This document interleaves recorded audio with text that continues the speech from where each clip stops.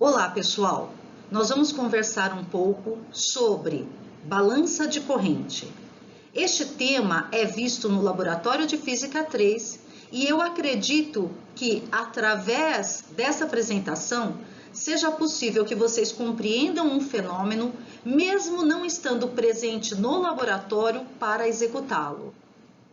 Vocês já viram em experimentos anteriores qual o comportamento de uma carga quando sente um campo magnético externo? Então agora vocês vão verificar o que acontece com um fio condutor quando ele está exposto a um campo magnético externo. A força magnética que este fio vai sentir, ela depende da corrente que passa pelo fio, do comprimento do fio e do campo magnético ao qual este fio está exposto. E esta força magnética, sendo uma grandeza vetorial, depende do produto vetorial da corrente pelo deslocamento pelo campo magnético. Então, o sentido do vetor deslocamento, na verdade, é o sentido da corrente. Vamos ver isso com um pouco mais de detalhe. Portanto, qual é o objetivo do experimento? O objetivo do experimento é verificar o módulo da força magnética, a direção e o sentido dessa força magnética em função da corrente, do comprimento do fio e da intensidade deste campo magnético gerado. Vamos verificar como fazer esse experimento. O equipamento utilizado para a execução desse experimento é composto por um conjunto de 6 magnetos que estão arranjados neste suporte, são pequenos magnetos removíveis, um conjunto de 6 diferentes tamanhos de fios e uma balança de precisão. Assim como visto na figura 1, e agora com um pouco mais de detalhes aqui na figura 2, então nós temos um fio exposto ao campo magnético que aponta do norte para o sul entre esses ímãs. Então, o norte é o vermelho, o sul é o branco. E este conjunto vai gerar uma força magnética no fio que, por reação, altera a massa registrada na balança.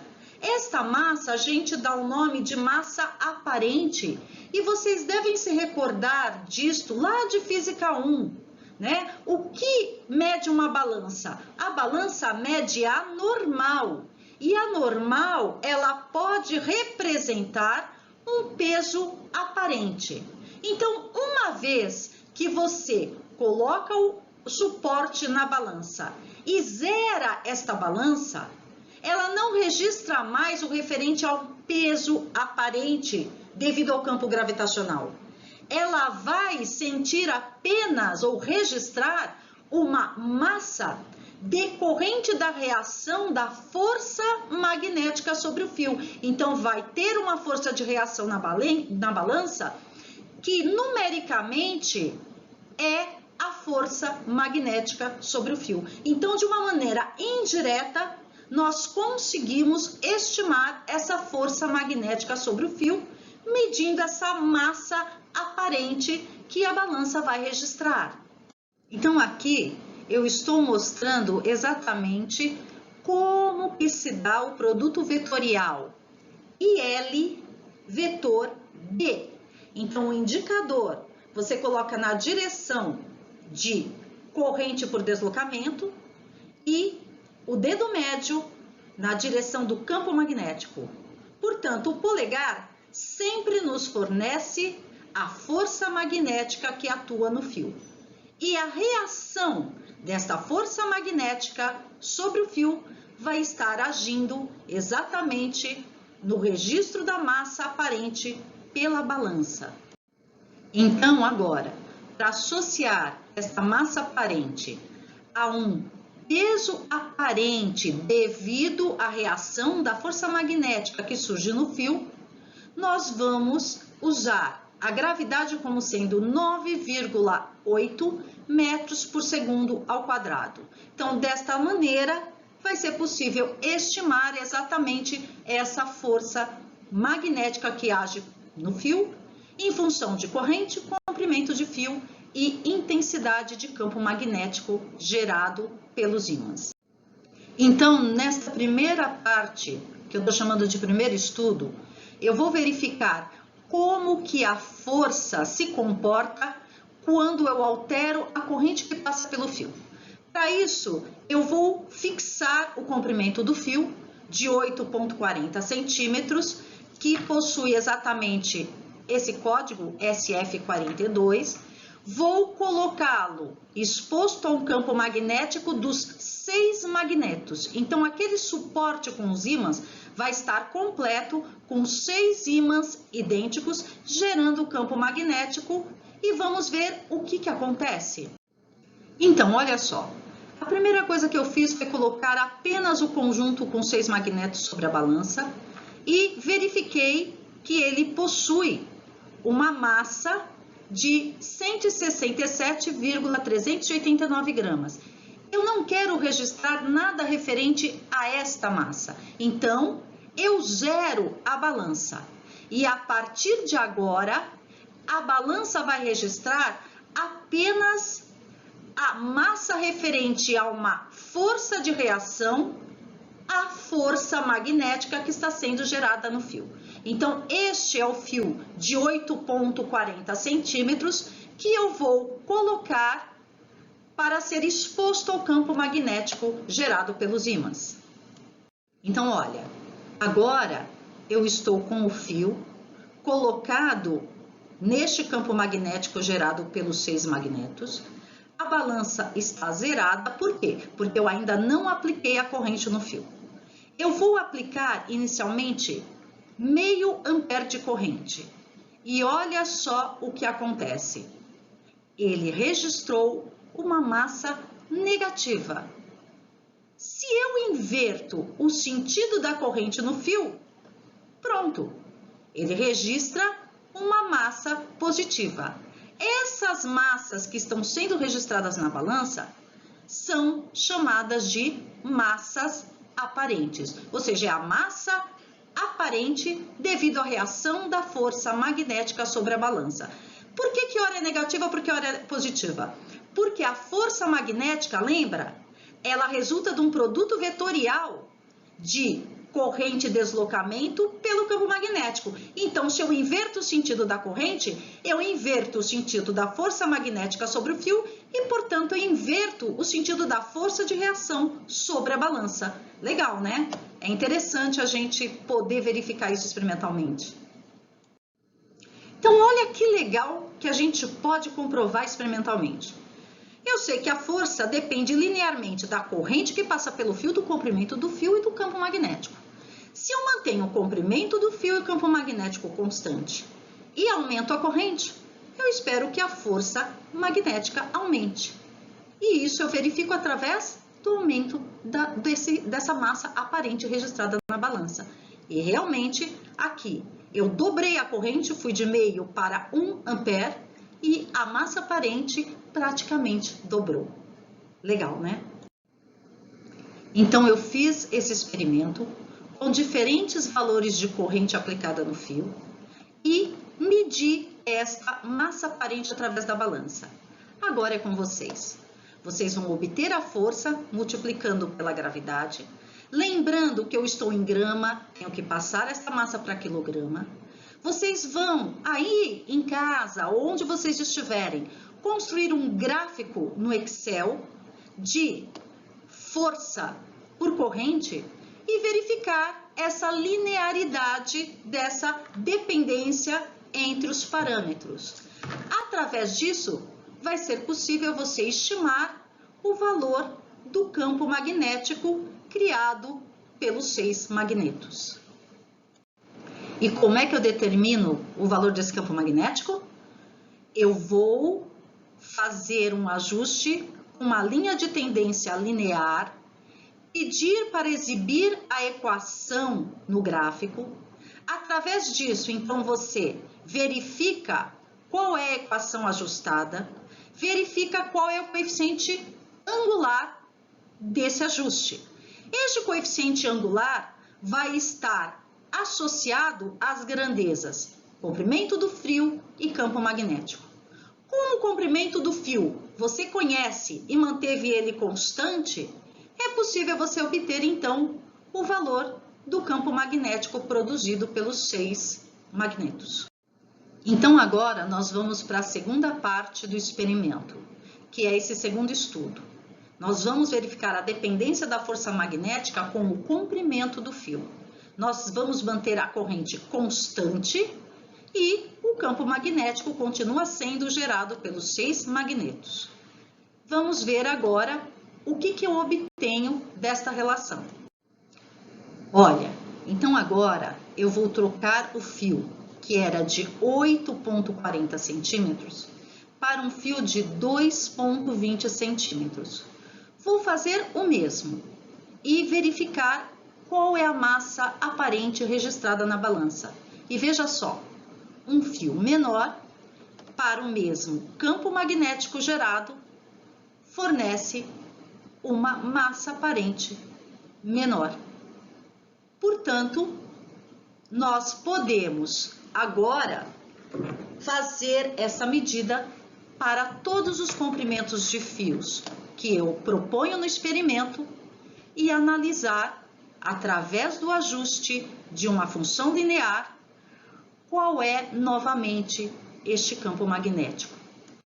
Então, agora, para esse segundo estudo, eu estou fornecendo uma nova tabela de dados, onde você tem diferentes comprimentos de fios e, portanto, diferentes valores registrados na balança da massa aparente.